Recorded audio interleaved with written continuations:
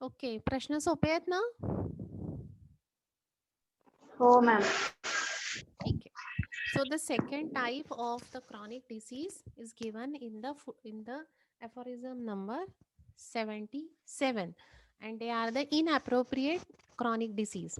Those diseases are inappropriately named chronic. त्यांना inappropriately chronic म्हटलंय. कोणते?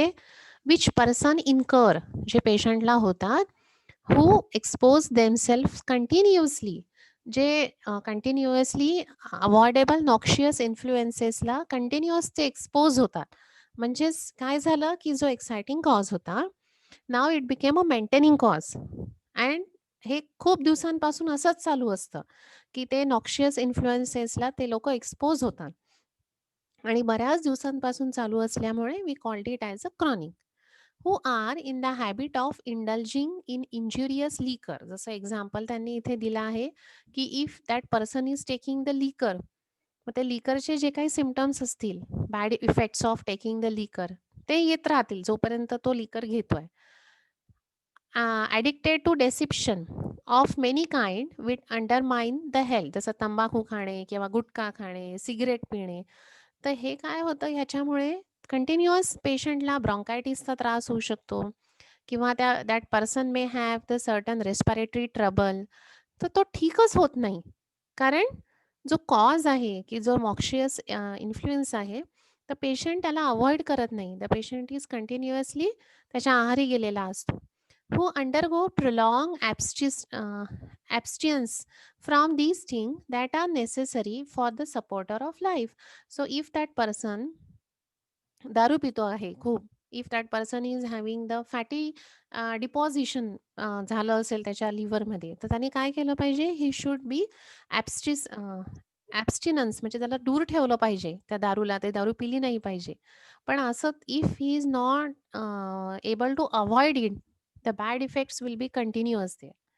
Second example, if that person is taking the cigarette smoking, then he may have the bronchitis, COPD त्याला होईल, but तो acute phase मध्ये राहील. So in that acute phase he should leave that addiction. If he is not able to leave that addiction, then this may be continuous. So this leads to the chronic disease. With who undergo the prolonged abstinence from these things that is necessary for the support of life, पण ते patient करत नाहीये. अजून एक example दिलं आहे, who reside in a unhealthy localities, especially in the marshy district, की जिथे खूप घाण आहे, जिथे स्वच्छता अजिबात नाही, कंटॅमिनेटेड वॉटर येत आहे, किंवा मच्छरांचा प्रादुर्भाव जास्ती आहे. So in that marshy area if that person is living. Second is that who are house in sealers or confined dwellings, म्हणजे जिथे दमट वातावरण आहे, की जिथे हवा खेळती नाहीये, क्रॉस व्हेंटिलेशन नाहीये, त्याचे ड्वेलिंग्स किंवा जिथे तो राहतो खूप दमट आहे, ते डॅम्प वेदर आहे. अजून एक एक्झाम्पल दिलं आहे, who are डिप्राईव्ह of exercise or in the open air, की ज्याला ओबेसिटी आहे किंवा ज्याचं वजन आता वाढतं आहे, अगदी बॉर्डर लाईनवर आहे आणि तेवढा अर्धा 1 किलो वजनानंतर he may be called as a obese person, but still he is not doing the exercise. So त्याच्यामध्ये काय होईल, दॅट पेशंटचं वजन वाढत राहील and he may have the different diseases.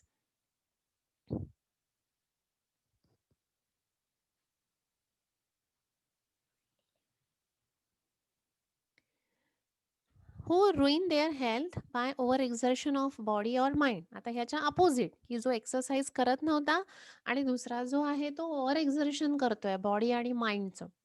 Who live in a constant state of worry, की जो सतत एन्झायटी असते त्याला about anything, business, job, family, finance किंवा हेल्थ किंवा काही पण गोष्टीचं त्याला वरी आहे, असा continuously if that patient is under the tension, असे जे काही गोष्टी आहेत, these state of ill health. हे एक्झाम्पल्स कळले का? Yes ma'am.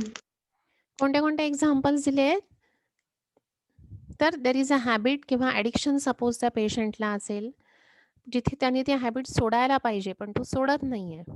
त्याच्यानंतर अनहेल्दी लोकॅलिटीमध्ये तो राहतोय, मार्शी एरियामध्ये. The person who is staying, ते घर त्याचं प्रॉपर नाहीये, डॅम्प वेदरमध्ये आहे. त्याच्यानंतर तो एक्सरसाइज अजिबात करत नाहीये किंवा एक जो आहे तो ओव्हर एक्झर्शन करतोय बॉडी आणि माइंडचं. The person is always in a state of worry. So हे जे काही एक्झाम्पल्स आहेत, if that person is continuous in that situation, then what will happen? The state of ill health होईल तिथे. पेशंटला आयदर फिजिकल किंवा मेंटल कंप्लेंट्स येतील. Which person bring upon themself, तो स्वतःहूनच आणतोय हे सगळं. These are all disappear spontaneously. हे जर त्यांनी ह्या सगळ्या गोष्टी सोडल्या, दारू पिणं, सिगरेट पिणं, सततचं टेन्शन घेणं किंवा त्यांनी त्याची लोकॅलिटी चेंज केली, त्याने त्याचं घर व्यवस्थित केलं, तर काय होईल? स्पॉन्टेनियसली त्याला जे सिम्प्टम्स येत होते ते डिसअपिअर होतील. प्रोव्हायडेड काय? Provided no chronic miasm lurks in the body. तर त्याला आधी काही पॅलिएशन नको. क्रॉनिक मायझमचं तिथे पॅलिएशन झालेलं नको. म्हणजे तिथे क्रॉनिक डिसीज होणार नाही. ही लाईन खूप महत्त्वाची आहे. Provided no chronic miasm lurks in the body, म्हणजे तिथे ठाण मांडून बसलेला नको तो miasm. Under an improved mode of living and they cannot be called a chronic diseases. So if such causative factor किंवा maintaining factors, if that person is able to remove it, if you able to cope up with that situation, then that will not be a chronic disease. तो disease त्याच्या त्याच्या बॉडीमध्ये राहणारच नाही. And hence if you are able, that person is able to remove the cause of the disease, to remove the maintaining cause of the disease, that disease will no longer appear in his body and he will be free from that chronic disease, and hence it is known as inappropriately named chronic disease किंवा sudo chronic disease म्हणतात, की जिथे maintaining cause remove झाल्यानंतर patient बरा होईल, परत तो disease त्याच्या शरीरात राहणार नाही जर तिथे मायझमचं पॅलिएशन किंवा सप्रेशन नसेल तर. भलेही तो आपण क्रॉनिकमध्ये घेतो कारण मेंटेनिंग कॉज कंटिन्युअसली आहे तिथे, म्हणून आपण त्याला क्रॉनिकमध्ये घेतलाय.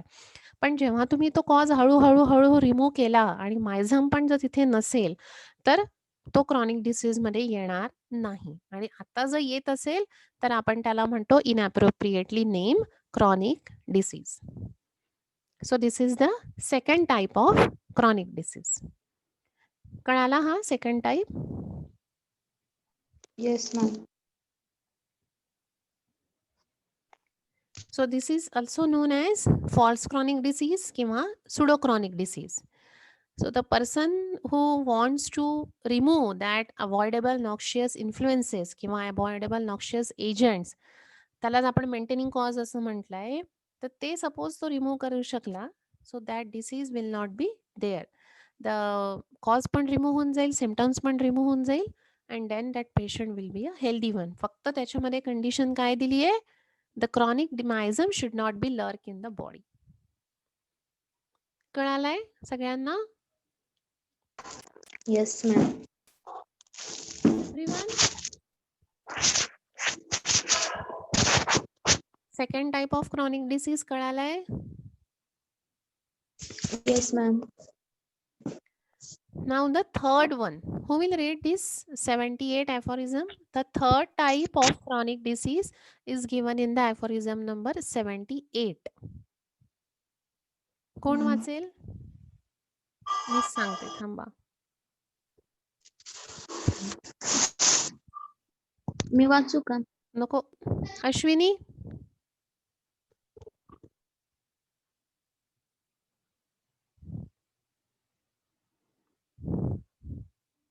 श्रद्धा?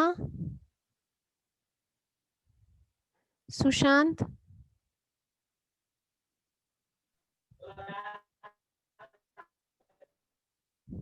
During the हा? flourishing years of youth. वाचू का? वाच ना. हॅलो. वाच ना. 78. हा. The true natural chronic disease. वाचतो मॅम.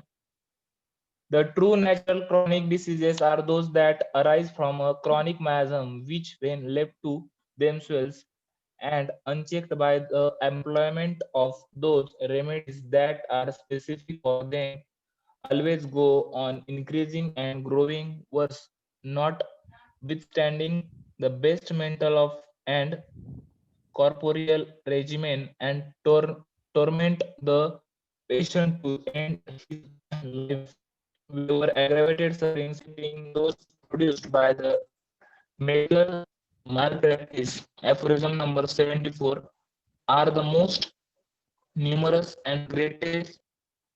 Socrates.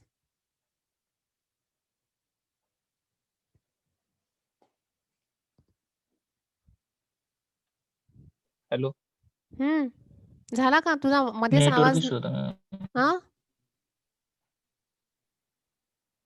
नाही, नेटवर्क गेलत मॅम. हा बरं ठीक आहे, राहू दे, झालं. Courageous of human race for the most robust constitution. constitution based regulated mode of living and the most vigorous energy of the vital force are insufficient for their eradication. One. Okay, thank you. So the third type is given in the aphorism number 78, and the third type is true natural chronic disease. मग हे कशाने होतात true natural chronic disease? तर ते होतात chronic मायझमनी. So those diseases which are caused because of the chronic miasms or the fundamental cause आपण जो बघितला होता aphorism number 5 मध्ये, तर ते डिसीजेस जे होतात त्याला म्हणतात true natural chronic disease. Which when left to themselves, ते कसे राहिलेले आहेत ते मायझम आपल्या बॉडीमध्ये because of the some reason that myzum is lurking inside the body, and that myzum causes this disease, and unchecked by employment of those remedies which are specific to them. त्यांना medicine proper मिळालेली नाहीये, ते uncheck राहिले म्हणजे ते आपल्या बॉडीतून गेलेच नाही. So they are remain in a passive state and now they became activated. Always go on increasing and growing वर्स. ते जे मायझम होते ते बॉडीमध्ये आत पॅसिव्ह होत असले तरीही they are growing, they are increasing, they are activities increasing inside the body. का नाही, का बरं असं होतंय? कारण they are left themselves. Either ते त्याला कोणी ट्रीटमेंट घेतलेली नाहीये किंवा प्रॉपर एम्प्लॉयमेंट ऑफ रेमेडीज तिथे झालेला नाहीये. Notwithstanding the best mental and corporeal regimen. अजून तिसरं कारण काय आहे की that person is not having the proper mental and the physical regimen. म्हणजे त्याला जशी ट्रीटमेंट हवी होती त्याला तशी मिळालेली नाही आहे. And the torment the patient at the end of his life with ever aggravated sufferings. त्यामुळे काय होत आहे त्या पेशंटला, जर त्यांनी ट्रीटमेंट घेतली नाही प्रॉपर, सो दॅट पेशंटला लाईफ लाँग तो डिसीज राहील आहे. These accepting those produced by medical malpractice in the म्हणजे हे सोडून ज्याला ट्रीटमेंट बरोबर मिळालेली नाहीये, म्हणजे त्यांनी क्रॉनिक किंवा त्यांनी ॲलोपॅथिक मेडिसिन घेतली आहे असं नाही हां, त्या तो माल प्रॅक्टिसच्या बळी पडलेला नाहीये. हे सगळं सोडून जे डिसीजेस आहेत ते आहे नॅचरल क्रॉनिक डिसीजेस, म्हणजे विदाऊट ॲलोपॅथिक मेडिसिन जे आपण आधी पाहिलं होतं ते डिसीजेस याच्यात येत नाही.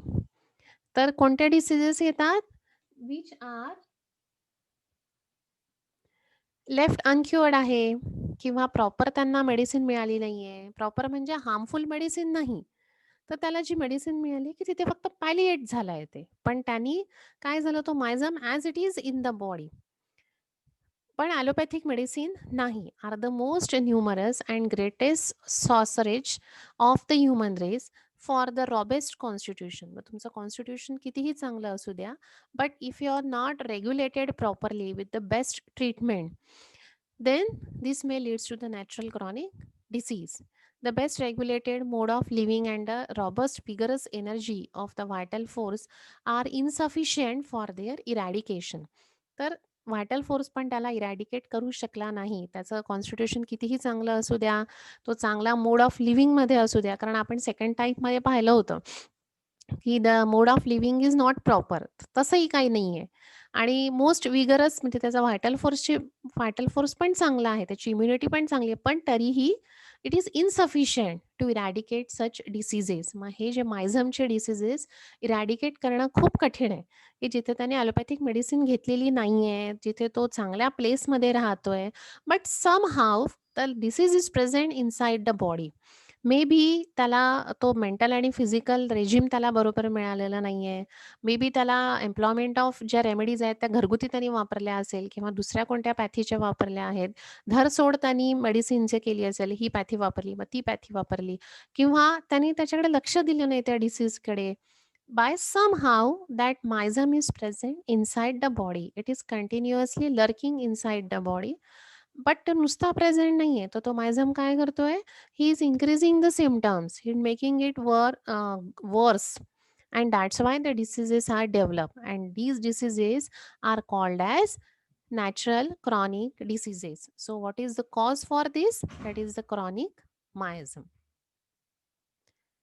Clear? Yes, ma'am. So पहिला टाइप आपण कोणता बघितला?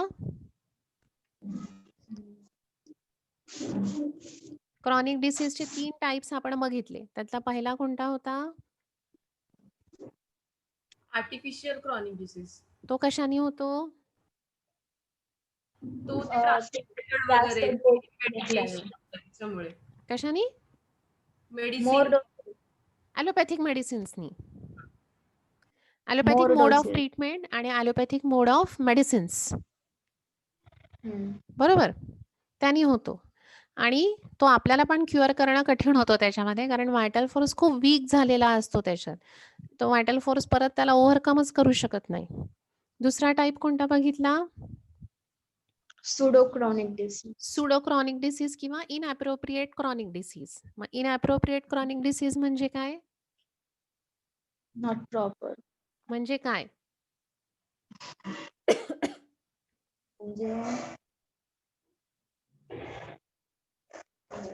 The patient is continuously under maintaining cause. If you remove that maintaining cause, that patient will be better if there is no miasm.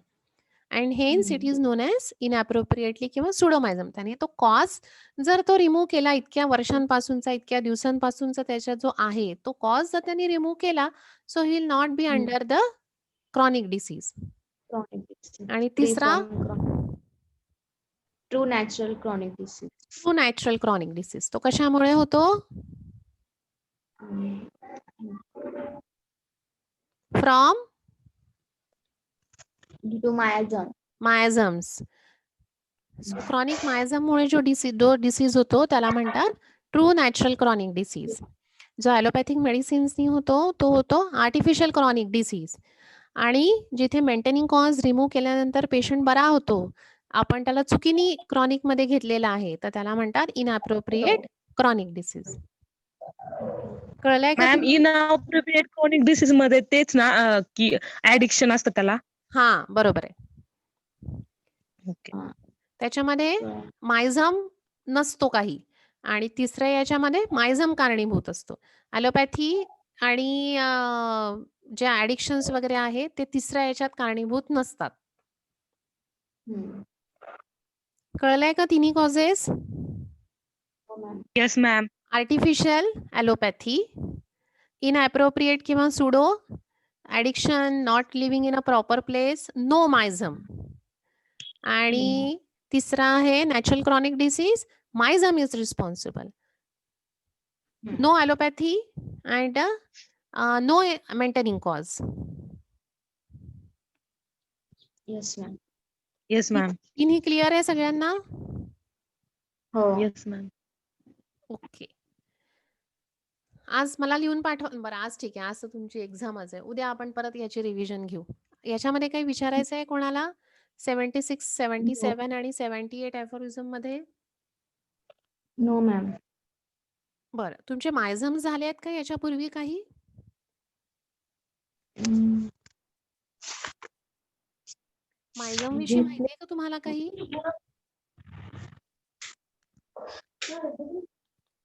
What R मायझम्स? Ma'am, ते नाही का 3 miasms. Thoracic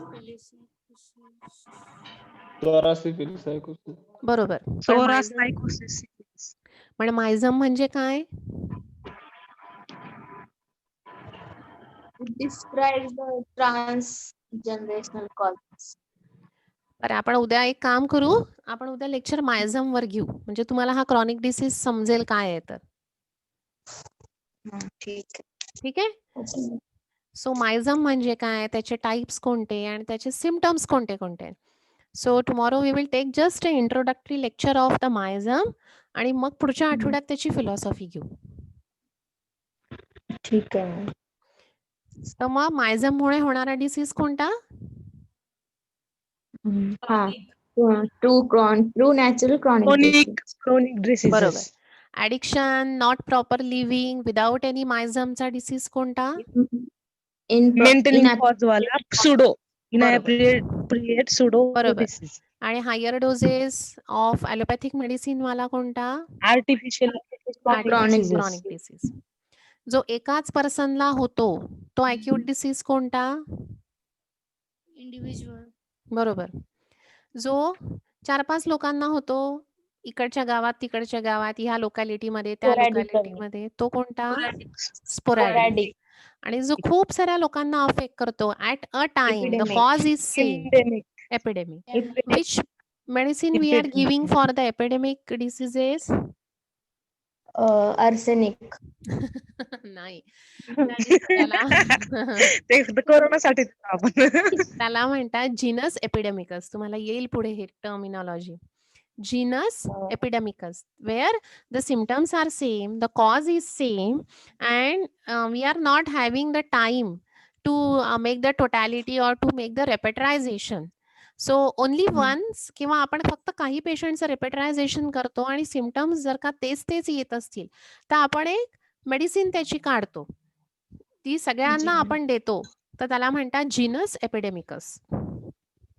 जसं आता कोविडचे सिम्पटम्स होते, की कफ, कोरायजा किंवा pain in throat, anxiety, fear of death, restlessness, त्याच्यानंतर चिलीनेस. तर हे जे सगळे सिम्पटम्स होते, they are matches with the zincum सोबत मॅच होत होते, आर्सेनिक सोबत मॅच होत होते, कॅम्फर सोबत मॅच होत होते. तर हे सगळे झालं जीनस एपिडेमिकस. मग ह्याच्यातनं परत आपण कॉन्स्टिट्यूशन बघून पेशंटला एक मेडिसिन देऊ शकतो. तर एपिडेमिकमध्ये जे आपण मेडिसिन देतो, तर त्या मेडिसिनला म्हणतात जीनस एपिडेमिकस. कळालं? ठीक आहे. हे तुम्हाला पुढच्या वर्षी राहील. पण फक्त मी एक सांगून ठेवलं आता एपिडेमिक विषय निघाला म्हणून. ठीक आहे. So I have given you the 4 questions. Please submit it to me up to 1 PM. 1:10 PM करा वाटल्यास किंवा 1:15 वाजेपर्यंत सबमिट करा. ठीक आहे? काही डाऊट, काही मॅम. विचारायचं आहे कोणाला? मॅम, हं. आपण जर कोरोनाला एपिडेमिकचा डिसीज म्हणत असेल तर मग पॅन्डेमिक डिसीज कोणता? कोरोनाला आपण पॅन्डेमिकच म्हणतोय. एपिडेमिक राहिलाच नाहीये तो आता. तो चीनमधून भारतात आलाय, पाकिस्तानात गेलाय, इजिप्तमध्ये गेलाय, सगळीकडे मग गेलाय ना. epidemic आपण काय एक्झाम्पल सांगायचं? एपिडेमिक ऑफ कॉलरा सांगू शकता, प्लेग सांगू शकता. त्याच्यानंतर एपिडेमिक जे आधी झालेले आहेत ते सांगायचे. हिपॅटायटिसचं पण Okay, ma'am. इपॅडेमिक मध्ये आलं होतं. पण त्याच्यानंतर लगेच त्याचं व्हॅक्सिन आणि त्याचं मेडिकेशन लगेच मिळालं. त्यामुळे कॉलरा आणि प्लेगची खूप मोठी साथ आली होती ना. कॉलराची खूप मोठी स्वाईन साथ. फ्लू. स्वाईन फ्लूचं एपिडेमिक होतं. चिकनगुनियाचं एपिडेमिक होतं. ओके. पण आता हा वर्ल्ड वाईड असल्यामुळे आपल्याला पॅन्डेमिक म्हणतो. ठीक आहे. चला एंड करू मॅम? मीटिंग मग? हां. मॅम ते अनप्रिज्युडाइज ऑब्झर्वर त्याच्यामध्ये अफोरिझम पण मेन्शन करायचं का फक्त एक्सप्लेनेशन? नाही, अफोरिझम मेन्शन करणं गरजेचं आहे अनप्रेज्युडाइजमध्ये. एवढं ते लर्न करायचं का? नाही, जसा तसा अफोरिझम नाही लिहायचा. नंबर मेन्शन करायचा आणि मग त्याचं एक्सप्लेनेशन द्यायचं. ओके. As it is. लिहायचं नाही परिसम कम्प्लीट. जर तुम्हाला पाठ असेल तर तुम्ही लिहू शकता. पण इट इज नॉट एक्सपेक्टेड की जशाचा तसा तो लिहिला पाहिजे, कारण तो खूप मोठा आहे. पण त्यातले सगळे पॉइंट्स तुम्ही लिहू शकता. जसं अफोरिझम नंबर 1 तो जो जसाचा तसा एक्सपेक्टेड आहे, कारण तो खूप लहान आहे ना, एखादच ओळीचा आहे तो. तर त्याचं एक्सपेक्टेशन आहे. ह्याला तुम्ही एवढा मोठा अफोरिझम तुम्ही लिहत असाल तर वेल अँड गुड. पण तुम्ही त्याचं एक्सप्लेनेशन सगळे पॉइंट्स घेऊन लिहिले तरी पण तुम्हाला मार्क मिळतात. कळतंय का? हो मॅम. ठीक आहे. तर तुमचं जसं झालंय पाठांतर तसं तुम्ही लिहा. मी त्याच्यात करेक्शन सांगते. हम्म. ठीक आहे. चला लिहा आता वेळ नका घालवू. I am ending this meeting here and we will meet tomorrow again. Okay. Okay. Bye ma'am. Bye.